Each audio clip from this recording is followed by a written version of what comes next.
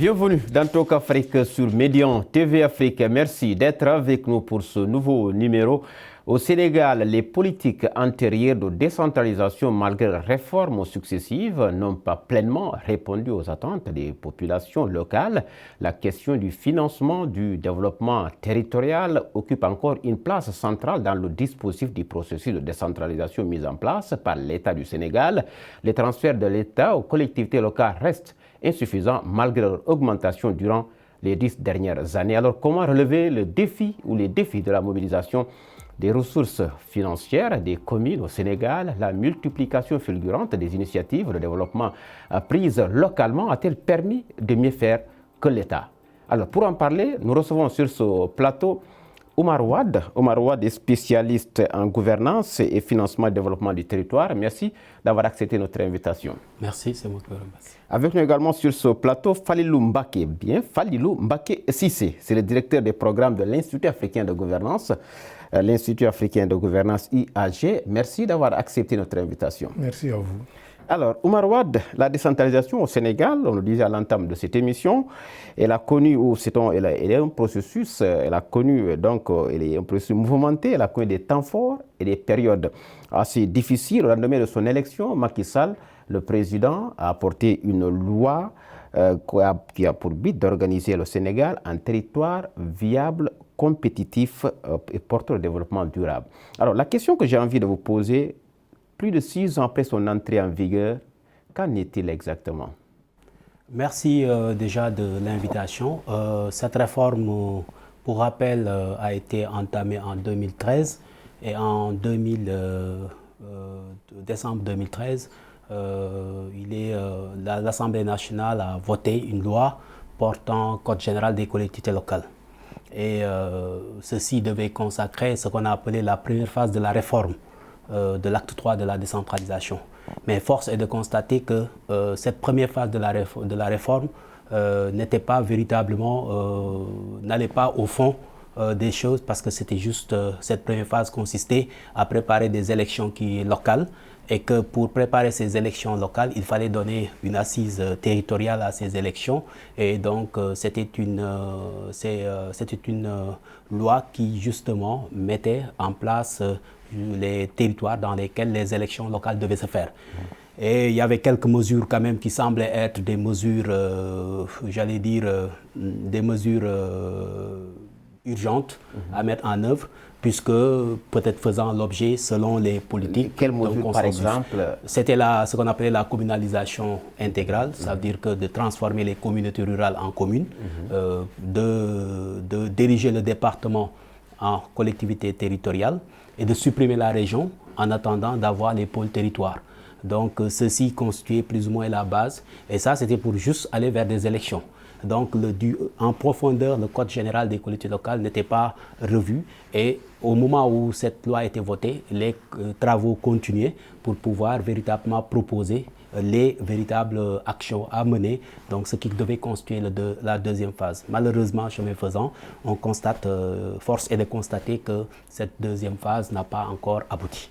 Alors, la deuxième phase qui n'a pas encore abouti. Donc, l'idée de départ, on l'a dit, c'était de créer des territoires viables, compétitifs, porteurs de développement durable. Vous pensez que cette politique de décentralisation aujourd'hui peut constituer ou peut, en tout cas, participer à enclencher une nouvelle dynamique de développement de l'économie locale dans certaines zones au Sénégal? Je crois fondamentalement que c'est la première vocation d'une politique de décentralisation.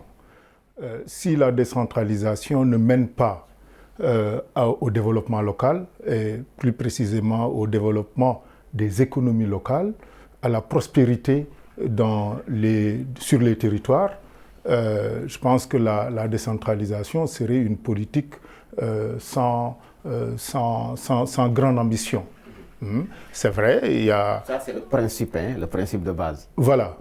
Donc ça, c'est le principe de base. Une politique de décentralisation, c'est pour aussi satisfaire la finalité, c'est de satisfaire les besoins économiques et sociaux donc des populations. À côté, bien entendu, des besoins politiques liés, des droits politiques liés à la participation, etc. Bon, mais en réalité, la question du développement économique local est liée à des choix inappropriés au niveau de l'État. C'est-à-dire il y a une différence entre proclamer, élaborer et mettre en œuvre une politique de décentralisation et avoir une véritable volonté de décentraliser. Nous avons deux grandes difficultés de ce point de vue. La première, c'est que nous sommes encore dans des approches de développement extraverties, donc qui ne sont pas endogènes et qui ne donnent pas la place au territoire et aux acteurs du territoire. Nous sommes plus dépendants aujourd'hui des investissements directs étrangers. D'ailleurs, toute la promotion Sénégal, toute la promotion de l'environnement, de l'investissement au Sénégal tourne autour de ça. Ça, c'est un problème.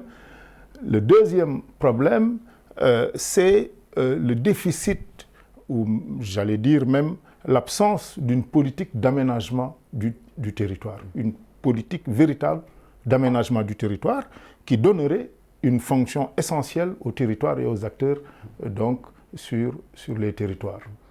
Alors, chemin faisant, Omar Ouad, c'est vrai que la question, on l'a dit à l'entame de cette émission, il a parlé donc des investissements directs étrangers, des économies extraverties. Alors, on l'a dit à l'entame de cette émission, la question du financement, du développement territorial alimente encore les débats parce qu'on ne peut pas impulser, comme on l'a dit, ou amorcer une dynamique de développement sans pour autant assurer cette étape fondamentale à tout processus de développement, puisqu'on parle de territoires viables, compétitifs et porteurs de développement durable.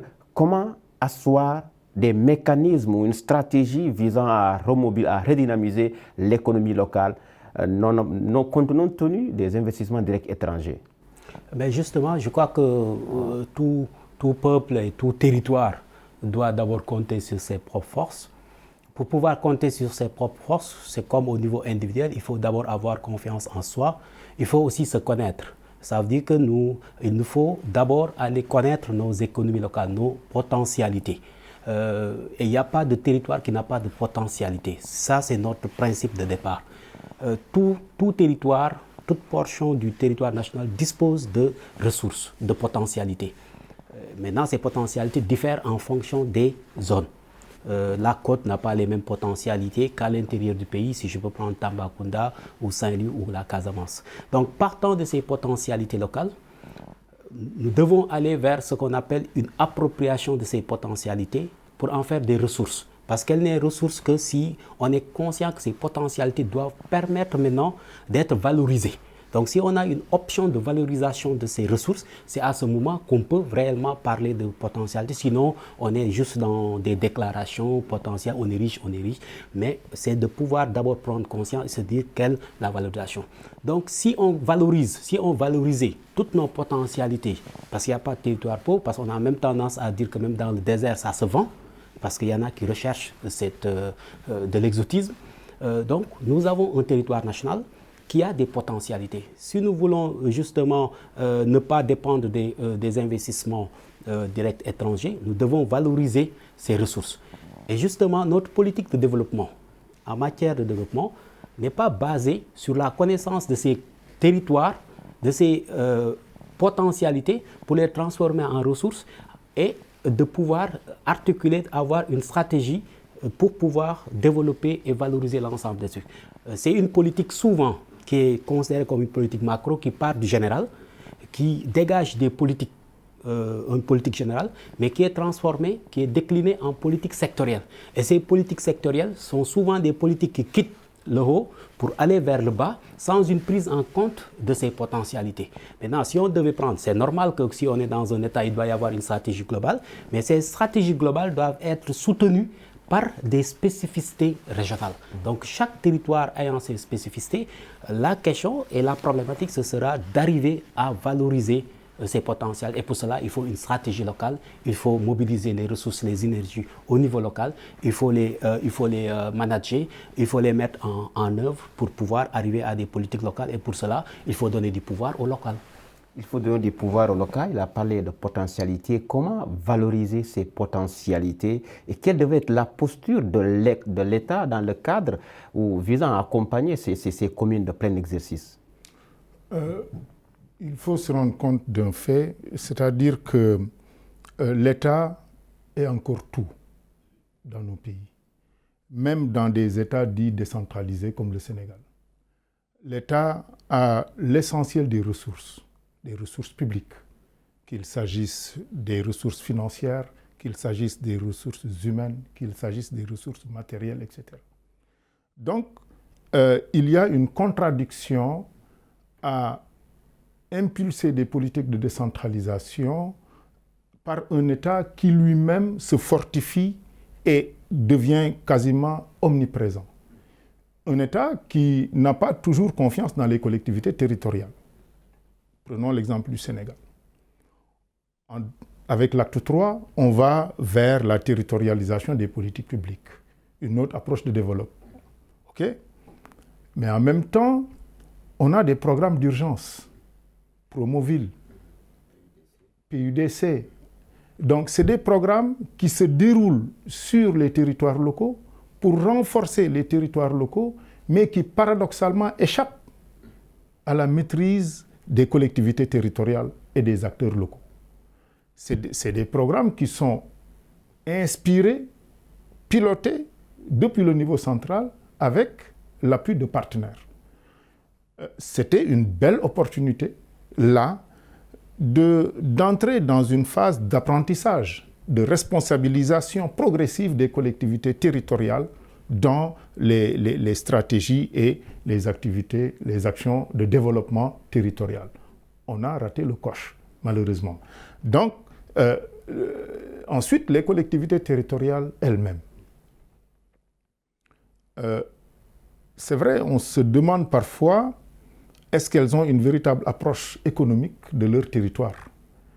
On a comme l'impression qu'elles ne s'intéressent aux économies locales que par rapport à leur capacité contributive, c'est-à-dire par rapport à leur capacité à alimenter les budgets locaux en impôts et taxes. Or, il faut plus que ça.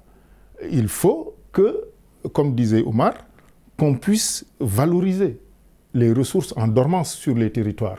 Il faut qu'on puisse trouver les bonnes stratégies pour que les acteurs économiques puissent non seulement avoir une conscience territoriale, mais puissent être dans un environnement qui leur permet de créer des richesses, qui leur permet de créer des emplois et donc de combattre la pauvreté, surtout dans le milieu rural. À vous entendre parler, c'est vrai que cette question de valorisation des potentialités dans ces communes nécessite au préalable la formation du personnel, puisqu'on sait que dans les mairies, comme ça se passe, il y a un personnel et la plupart du budget est affecté au financement du personnel. Comment articuler tout cela pour qu'elle prenne forme? Vous avez parfaitement raison, parce que j'ai tendance à expliquer souvent à des audiences que le chef de l'État, au niveau national, quand on l'a élu, il a une vision. Et quand on l'élit, il met en place tout un dispositif, j'allais dire des collaborateurs, c'est des ministres, et il a un ministre en charge de l'économie. Et ce ministre a en charge à ses côtés des conseillers qui travaillent sur la connaissance de l'économie locale et qui travaillent sur des stratégies à les mettre en œuvre, à suivre cette politique. Mais quand on élit un maire et que ce maire a sa vision, mais il n'y a pas à ses côtés des ressources humaines, j'allais dire qualifiées dans le sens de l'économie territoriale. Donc nous n'avons pas de professionnels de l'économie territoriale dans nos communes. Ce qui fait que le maire est laissé à lui-même. Il a à ses côtés, certes, un secteur municipal, mais qui gère les questions administratives. Nous avons des commissions qui travaillent, mais qui décident, qui donnent des décisions. Mais quant à une machine, une administration, une ingénierie, ce qu'on appelle une ingénierie territoriale qui travaille sur ces questions-là, parce que ça, c'est des métiers. Ça, c'est une chose. Mais la deuxième chose aussi importante, c'est que ce n'est pas à la commune aussi de créer de la richesse. La richesse, le vecteur de création de richesse, c'est l'entreprise.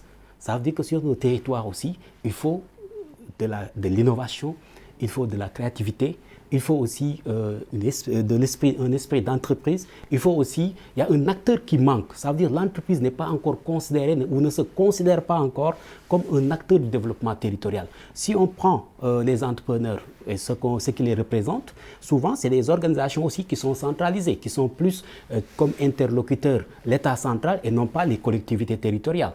Or, chaque territoire devrait pouvoir avoir son secteur privé local. Et ce secteur privé local doit dialoguer avec le secteur public. Et à côté, il y a ce qu'on appelle la société civile. C'est pourquoi ces professionnels du développement économique territorial doivent constituer des médiateurs qui doivent justement créer cette intelligence collective pour pouvoir prendre connaissance, comme on le disait, de ces ressources dormantes, comme le disait notre marabout Serigne Fallou, mais qui puissent avoir des stratégies. Mais pour avoir des stratégies aussi, il faudrait que nous puissions, sur la base de notre connaissance de notre économie, avoir une vocation territoriale. Chaque territoire a une vocation. Et c'est là où la responsabilisation doit se faire. Ça veut dire si on transfère des pouvoirs, parce que l'État, il faut nous parler de l'État, mais je parle de l'État central, parce que aussi les collectivités locales sont des démembrements de l'État. Donc, ils sont au cœur de la politique publique, de l'action publique. Et à côté d'eux, nous avons la société civile et le secteur privé local. Mais c'est dans cette intelligence collective-là que nous pouvons justement valoriser, parce que ce qui lie ces trois composantes, c'est ce qu'on appelle l'ancrage territorial. Parce que tous ont intérêt à pouvoir valoriser leur propre zone, parce que chacun y gagne. Et donc, cette intelligence, c'est de dire comment nous pourrons justement mettre en synergie toutes ces dynamiques-là pour une valorisation de notre territoire avec une vision claire. Mais il faudrait aussi qu'ils aient les moyens juridiques, techniques, financiers pour le faire. Alors, c'est vrai, Falilou, Omar a parlé tout à l'heure du secteur privé local, la mairie qui ne doit pas créer la richesse, mais au Sénégal, pour prendre le cas du Sénégal, nous avons vu avec l'acte 3 de la décentralisation des communautés rurales, des communes d'arrondissement qui sont érigées en communes de plein exercice, on a vu que le financement essentiellement reposait sur un partage de la fiscalité, des taxes locales. Est-ce que vous pensez que c'est suffisant aujourd'hui, dans ce contexte de forte urbanisation, que c'est suffisant pour assurer le financement de ces territoires? Je crois que le premier défi, c'est un rééquilibrage des revenus publics entre l'État et les collectivités territoriales. Les collectivités territoriales ne peuvent pas recevoir moins de 10% des revenus publics, alors que tout est accaparé par l'État. Donc, il faudrait qu'on puisse garantir, ne serait-ce que par la Constitution, un revenu minimum aux collectivités territoriales dans les revenus publics. Par exemple, dans certains pays, il est dit que voilà, tel pourcentage des revenus publics reviennent de droit aux collectivités territoriales. L'État n'a même pas le choix. Donc, c'est pour ça que la question des transferts financiers pose problème, parce que c'est l'État qui en décide. Et il en décide comme il veut, quand il veut. Donc ça, ce n'est pas sécurisant, ce n'est pas rassurant pour les collectivités territoriales. Des fois, ces transferts sont ineffectifs, aléatoires, tardifs, etc. Il y a beaucoup de remontrances contre ces transferts-là. Après, il y a bien sûr la question de la fiscalité locale. Il faudrait que l'on puisse donner aux collectivités territoriales une fiscalité qui est rentable et qui est mobilisable de la façon la plus rapide et la plus aisée possible. Donc la fiscalité locale, il faudrait également qu'on aille vers d'autres systèmes, notamment l'emprunt. Quand certaines collectivités territoriales s'y sont... Certaines collectivités territoriales fassent recours à l'emprunt. Toute collectivité territoriale peut faire recours à l'emprunt. Tout est une question de montant. Combien on veut emprunter? C'est tout.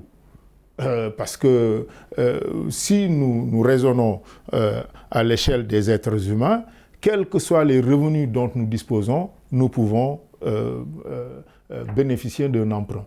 Ne serait-ce que dans la boutique du coin, je peux aller me faire prêter mon thé quotidien. Donc, ça, ce serait... Déjà, il faut qu'on fasse sauter ce verrou psychologique qui voudrait que seuls les grands centres urbains puissent s'endetter. Non. Toute collectivité territoriale devrait pouvoir accéder à l'emprunt. Et ceci aurait quelque chose de bon en ce sens que, voilà, ce serait un apprentissage. Donc progressivement, les collectivités territoriales vont pouvoir accéder à l'emprunt, etc.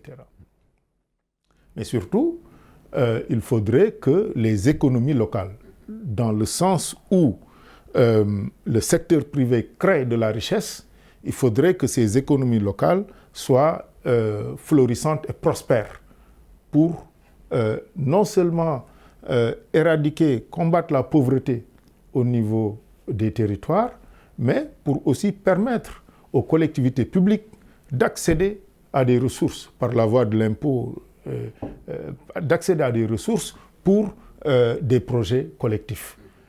Mais surtout, aussi, il y a aujourd'hui d'autres procédés, comme le partenariat public-privé. Le tout, comme disait Omar, c'est d'avoir un secteur privé qui a un ancrage territorial. Mais qui a un ancrage territorial à partir du moment où il a une conscience territoriale. C'est dire, je ne suis pas là pour faire du business, simplement du business, mais j'appartiens à ce territoire, je fais partie des acteurs du territoire, je dois contribuer à la prospérité du territoire, lutter contre la pauvreté, créer des emplois, créer de la richesse, voilà. Et pas penser simplement à rapatrier ses bénéfices ou à se délocaliser vers des territoires beaucoup plus favorables quand l'opportunité se présente. Alors, toujours dans ce chapitre de création de richesse des mairies, on en parle, mais de notre côté, il y a ce qu'on appelle le défi de l'industrialisation dans ces communes. Comment redynamiser ou arriver à relever ce défi dans certaines communes? Justement, je crois que c'est toujours, je suis dans le même raisonnement. Ça veut dire que si on connaît, on comprend et on a maîtrise de nos ressources, on sait ce qu'on veut en faire et nous parvenons à réunir les composantes, les forces vives du territoire autour de ces enjeux. Justement, comment il faudrait faire, c'est, à mon avis, c'est comme ça qu'on peut avoir une industrie naissante, parce qu'il s'agit après de pouvoir créer de la richesse, c'est une chose, mais il faut aussi ce qu'on appelle capter la richesse sur le territoire. Et à ce moment, ça veut dire que c'est la transformation, ça veut dire qu'on commence à maîtriser la transformation, à transformer d'abord sur place nos ressources. Et c'est ce qu'on ne fait pas. Et c'est, pour moi, c'est comme ça le début d'une industrialisation qui est une industrialisation maîtrisée, qui est orientée vers la transformation, la création et la captation de ressources. Parce que qu'est-ce qui se passe? Aujourd'hui, par exemple, si je prends des cas de l'anacarde est cultivé chez nous, c'est comme aussi le bissap, mais l'anacarde c'est transporté par les Indiens qui le transforment, qui créent de la richesse et qui le vendent à l'Europe. Et entre les deux, vous avez un écart en fait des marges. Qu'est-ce qu'on a sur le marge? Nous n'avons même pas 1% de cette marge. Ça veut dire que donc l'enjeu c'est de pouvoir créer ces marges et d'avoir le plus possible. On ne dit pas que les autres ne doivent pas avoir parce qu'on n'a pas toutes les compétences. Mais nous devons faire de telle sorte que toutes nos richesses ou l'essentiel de nos richesses puissent être valorisées sur le territoire et c'est comme ça qu'on crée de la richesse. Et aussi, on me dira que qu'est-ce qui manque? Le financement, parce qu'on a tendance à nous dire non, c'est parce qu'on a le financement. Donc je dis non, le financement ne vient pas avant. Qu'est-ce qui vient avant? C'est d'avoir déjà des systèmes d'exploitation qui génèrent de revenus. Parce que dès lors qu'on a des revenus, qu'est-ce qui reste? Que ça soit la commune, que ça soit une personne, comme l'a dit Fanoulou, c'est la première condition, c'est d'avoir des ressources. Mais la deuxième, c'est quoi? C'est d'avoir un profil risque. Ça veut dire quel est le profil risque de nos collectivités territoriales. Aujourd'hui, on doit aller vers la notation de ces collectivités territoriales. Les apprendre à pouvoir générer, parce que ces collectivités locales génèrent des revenus. Mais ces revenus ne sont pas connus ni prévisibles.